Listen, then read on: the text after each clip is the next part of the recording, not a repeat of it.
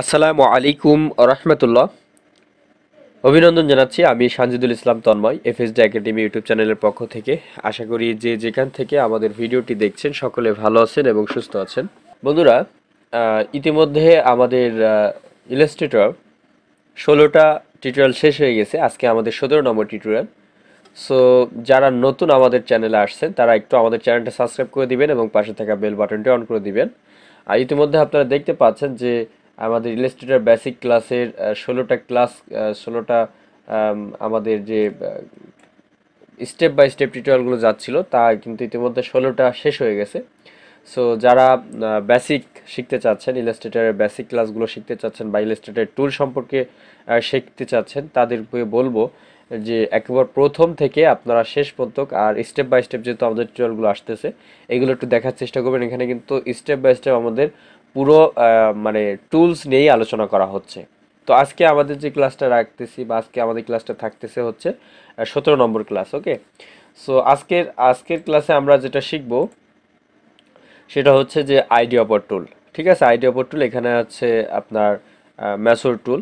So এই দুটো টুলের কাজটা কি, তা বাদে এখানে যে টুলসগুলো আছে সেই টুলসগুলো একটু আবসা ধারণা দিব। এখানে এই টুলসগুলো মোটামুটি আপনাদের আসলে লাগে না, তারপরেও দেখানোর চেষ্টা করব। পাশাপাশি ইনশাল্লাহ দেখা যাক আজকে টুলসের মানে আমাদের পুরো টুলসের ক্লাসটা আজকে শেষ করা যায় কিনা। যদি না হয় তাহলে আমরা সেকেন্ড স্টেপে শেষ করার চেষ্টা করবো ইনশাল্লাহ। তো এই আইড্রপার টুলের কাজটা শেখার জন্য আমাদেরকে একটা নিউ পেপার নিতে হবে। তো আমরা নিউ পেপার নিয়ে নিচ্ছি। আচ্ছা, তো ইতিমধ্যে আমাদের পেপার নেওয়া শেষ। এখন আমরা যেটা করব, এখান থেকে আমরা রেক্টেঙ্গেল টুল নিয়ে আমরা কিছু কালার মেক করে নিব। এখান থেকে কয়েকটা কালার এখান থেকে মেক করে নিলাম এবং প্রত্যেকটার কালার আমরা আগে অ্যাডজাস্ট করে একটা কালার দিয়ে দিলাম। আর এখান থেকে জাস্ট একটা কালার নিলাম এবং এখান থেকে আমরা লাইন টুল মেক করব। মেক করার পরে সবগুলো সিলেক্ট করে আমরা উইন্ডোতে যাব, তারপর এখান থেকে পাথ ফাইন্ডার অপশন নিয়ে আসার পর এখান থেকে ডিভাইড করে নিব। আচ্ছা, এইটা আপনাদের শেখানোর এখানে কিছুই নেই, কারণ হচ্ছে আমি এখানে একটু আপনাদেরকে দেখানোর জন্য এইটা করলাম। এখানে আমি একটু ভিন্ন ভিন্ন কালার নিয়ে নিচ্ছি। তো এখানে আপনারা দেখতে পাচ্ছেন যে আমি মোটামুটি 4টে কালার নিয়েছি। হ্যাঁ, তো 4টে কালার নেওয়ার পরে এখন এখানে দেখতে পাচ্ছেন আমাদের 4টে বোর্ড আছে। 4টে কালার রেক্টেঙ্গেল টুলে আমরা 4টে বোর্ড নিয়েছি। এখন আইডিওপার টুলের কাজটা কি সেটা দেখানোর জন্য কিন্তু আমরা এখানে 4টে কালার নিয়েছি এবং এখানে 4টে রেক্টেঙ্গেল শেপ নিয়েছি। এখন আইডিওপার টুলটা আমরা ক্লিক করলাম। তার আগে আমরা এই সিলেকশন টুল দিয়ে আমরা জাস্ট যে কালারটা আমরা মেক করব সেখানে আমরা ক্লিক করে দিব।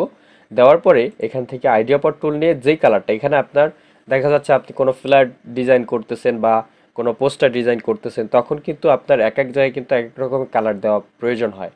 তো সেক্ষেত্রে দেখা যাচ্ছে আপনার একটা কালার খুব পছন্দ হয়েছে কিন্তু কালারটার কি কি মানে কোড আছে সেই কোডটা আপনি জানেন না। সেই ক্ষেত্রে কিন্তু আপনি ইলাস্ট্রেটর ওই কালারটা নিয়ে এসে কিন্তু খুব সহজেই আইডিওপার টুল দিয়ে মেক করতে পারেন। এখানে দেখেন আপনি যদি রেড কালারটা এখানে দিতে চান তো জাস্ট আমি এখানে ক্লিক করব, এখানে চলে আসছে। সেমভাবে আপনি চাচ্ছেন যে এই কালারটা আমি ইয়েলো করব, দেখেন আমি ইয়েলোর উপর ক্লিক করতেছি, এই কালারটা কিন্তু হলুদ হয়ে গেছে। ঠিক আছে, সেমভাবে আমি চাচ্ছি যে এই দুটো কালার সিলেক্ট করার পরে আমি চাচ্ছি যে এখানে এটা টাইম কালার করব।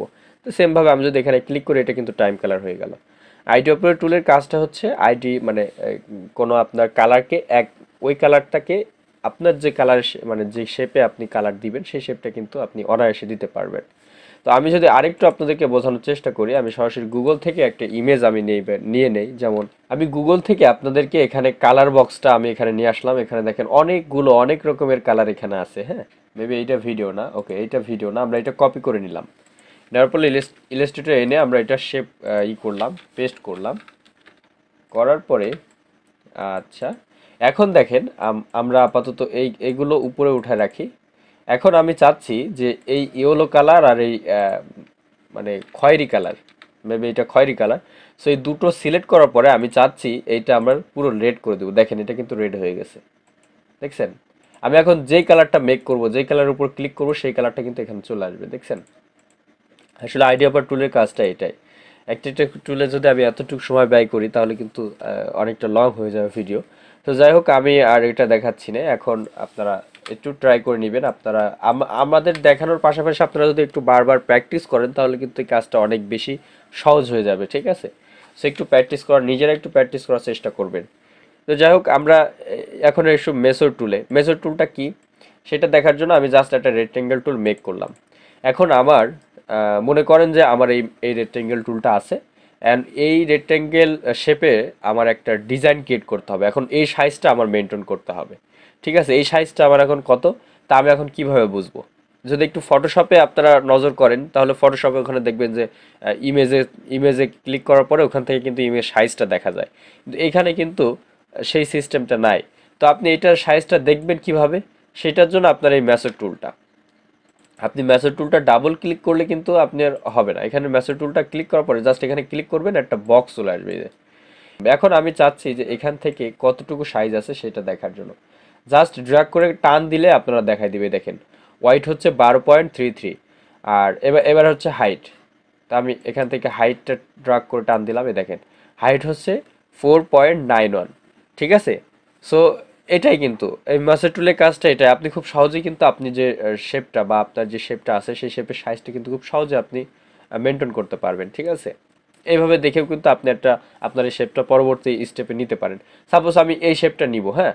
তো এই শেপটা নেওয়ার জন্য আমার কি প্রয়োজন? আমার আগে দেখতে হবে যে এইটা আমার হচ্ছে কি ওয়াইট, ঠিক আছে? তো ওয়াইটটা আমার কত আছে? ওয়াইটটা আমার আছে হচ্ছে 12.33, তাই না? তো আমি এখান থেকে আচ্ছা 12.33, আর এইটা আছে হচ্ছে আমার কত, 4.997।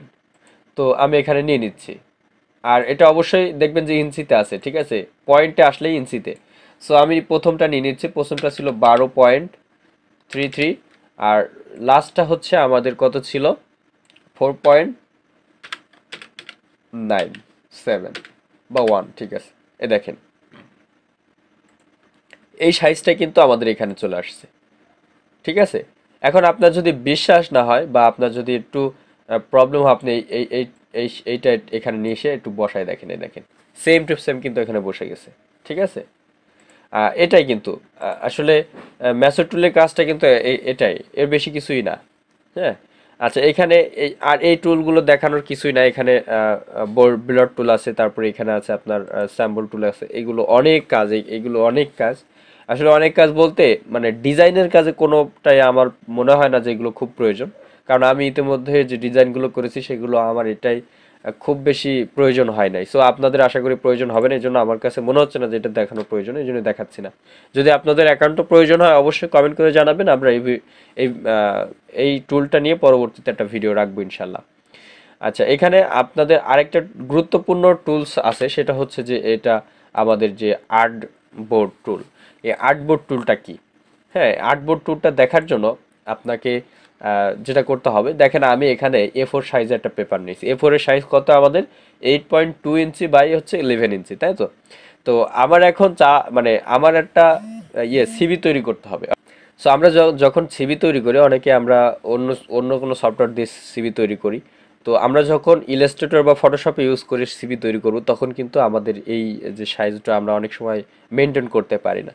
তো কি হয়, দেখা যায় যে আমরা এখানে লিখতে আমাদের ইনফরমেশনগুলো এই পর্যন্ত চলে আসছে, কিন্তু এখনও আমাদের ইনফরমেশন লিখতে বাকি আছে, বা আমাদের আরও ইনফরমেশন লেখার প্রয়োজন আছে, কিন্তু আর্টবোর্ড আমার শেষ হয়ে গেছে। সেই ক্ষেত্রে আপনি কি করবেন, এখান থেকে আপনার এই আর্টবোর্ড পেপারটা ক্লিক করলে কিন্তু এই দেখেন আর্টবোর্ড কিন্তু সিলেক্ট হয়ে গেছে। এখন আপনি চাইলে এখান থেকে আর্টবোর্ডটা বাড়ায় নিতে পারেন। এই দেখেন আপনার ইচ্ছা মতো আপনি আর্টবোর্ড বাড়ায় নিতে পারবেন, যেমনি ইচ্ছা আপনার, যেমনি খুশি সামনে কিন্তু আপনি আর্টবোর্ড বাড়ায় নিতে পারবেন। এই দেখেন আর্টবোর্ড কিন্তু এখন বড় হয়ে গেছে। তো এটাই কিন্তু আসলে মানে এই আর্টবোর্ড পেপারটার, আর্টবোর্ড টুলের কাজটা কিন্তু এটা। আপনি আর্টবোর্ডে ক্লিক করার সঙ্গে সঙ্গে কিন্তু আপনি খুব সহজেই এই বোর্ডটা ছোট বড় মানে কি বলবো, আপনার ইচ্ছা মতো আপনি করতে পারবেন, ঠিক আছে? এক্ষেত্রে আপনার কোনো প্রবলেম হবে না, আপনি আর্টবোর্ড নাড়াতেও পারবেন, ঠিক আছে? আর্টবোর্ড নাড়ায়ও এখান থেকে আপনার ইচ্ছা মতো আপনি পজিশন নিতে পারবেন, সেক্ষেত্রে কিন্তু আপনার কোনো সমস্যা হবে না, ঠিক আছে?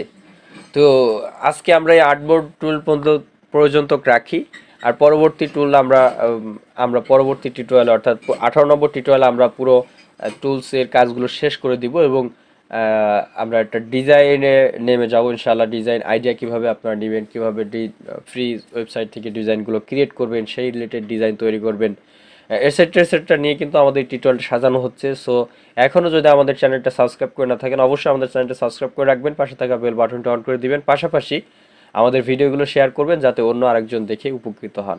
তো সবাই ভালো থাকবেন, সুস্থ থাকবেন, ধন্যবাদ সবাইকে।